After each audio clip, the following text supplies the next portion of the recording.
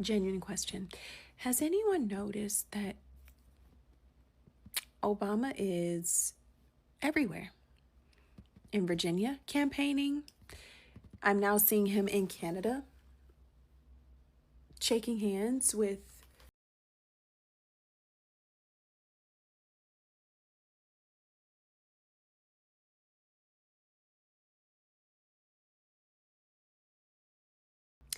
Has anyone noticed that he's just not in office, but he appears to be kind of like a little puppet master of some sort?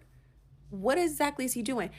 In my entire life, every single time a president leaves office, the only time we see them is like in a magazine when they're like laying somewhere on a beach enjoying retirement. And yet this man is everywhere. It's like every time there's some sort of scandal or like voting, gerrymandering, like, is this a violation of the Logan Act? I mean, he's literally in Canada. Trump is the president. He's in Canada right now, talking to their leaders, their officials. He is not in office. Like, I just had to stop myself and think for a second, like, wait a minute. He is not the president. Why? It's like he's not even, what is he doing exactly? He's supposed to be on retirement, but yet he's out and about just with his hands and everything. Does no one else just find that incredibly odd? Don't you find that suspicious? It could be a bad year, but listen, this is a big blow. Hakeem Jeffries, I basically wrote a column that was like, this was great for Hakeem Jeffries because he was all in on it. $38 million spent from a group affiliated with him. Obama was in on this, and now.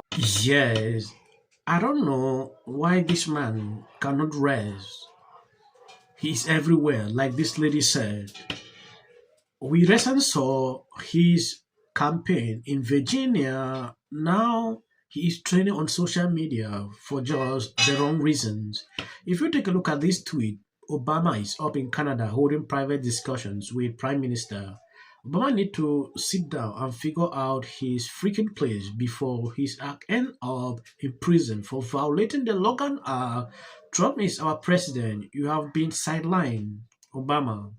So today we have in Virginia another round of Democrats entitled Democrats freaking the hell out because they have been told yet again that they can't just do whatever they want. They are not, in fact, above the law. This woman, look at her. Shame!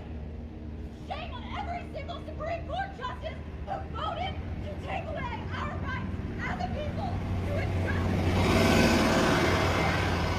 Shame for taking away our ability to tell our things that we want when others think is hellscape of a nation. And that is just an audio-visual representation of the rest of the Democrat Party who are currently flipping their lids over a Supreme Court decision that something was in fact unconstitutional and done unconstitutionally in the state of Virginia, which we all knew was the case to begin with.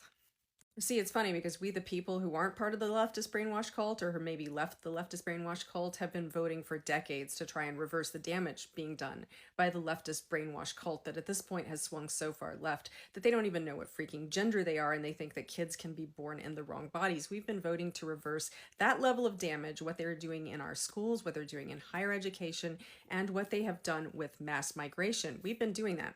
We, the people, are voting. Yet the act of existing and voting as American citizens, as we're supposed to do, while being conservative, is considered by Democrats to basically be the Klan. This MAGA movement, like if we're honest about it, it is a new iteration of the Klan. Guys, is this fixable? Is this remotely fixable? Is it like a giant tantrum when they're done screaming it out, they're going to just come to their senses?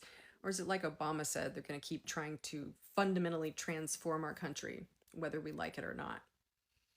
Guys, I'm not down for letting that part happen. Going back into this topic, I reported a few hours ago, Hakeem Jeffrey and Democrat are literally freaking out right now because of a stunning 2026 redistricting map nationwide. If it pins out, Republicans could pick up 8 to 12 seed, Virginia, block, Ohio, +2, Missouri, +1, North Carolina, +1, Tennessee, +1, Texas, +5, Florida, +4, waiting on South Carolina.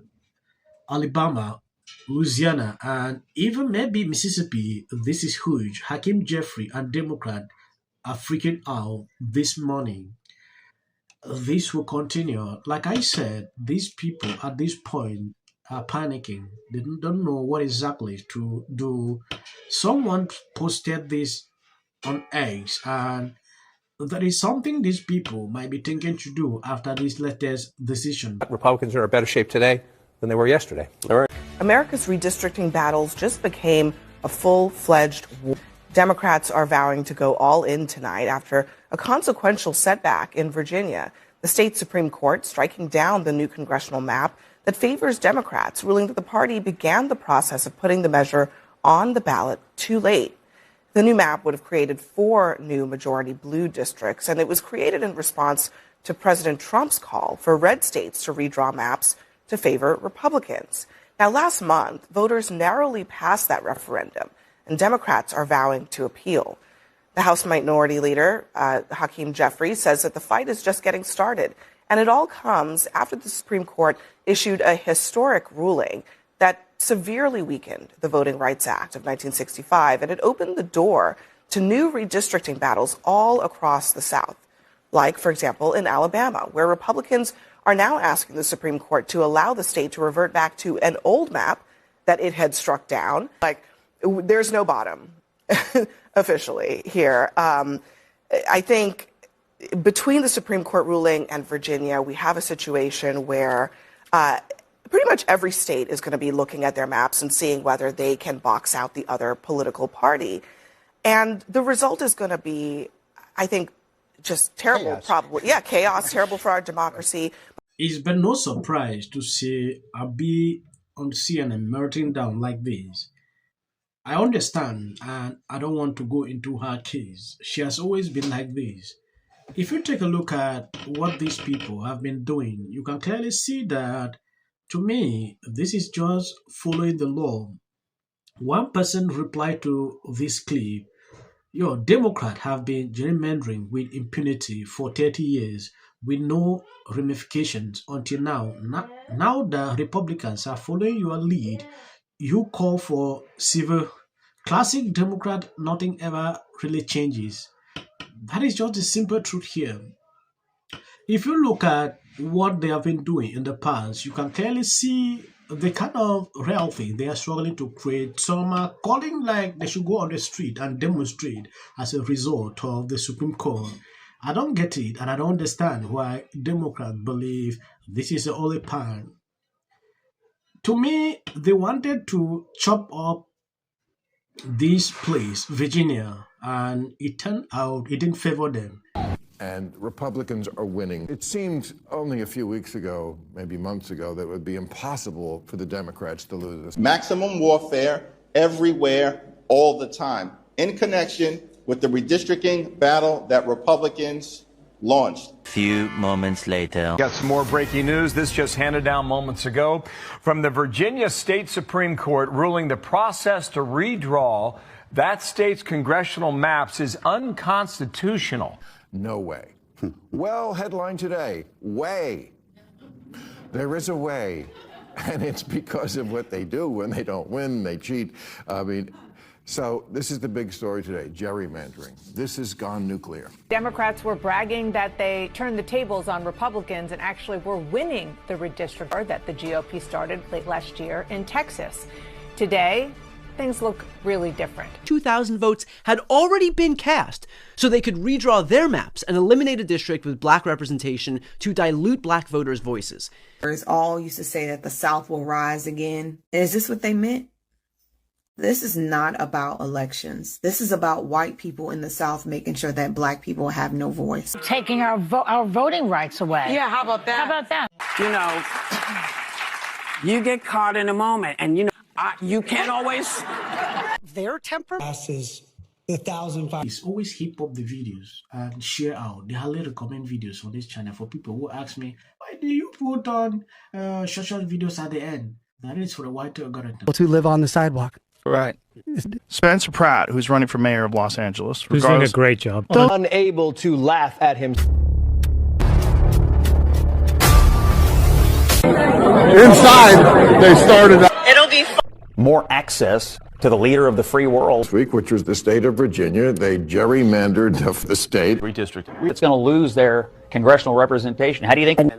until the first lady brought them back with her surprise statement last week. Why are you not looking forward to the White House fight? Well, it's kind of a gimmick. I have 300. Well, I said Democrat. We're going to win back the House of Representatives in November. We are only 3 seats short. We historically overperformed in November.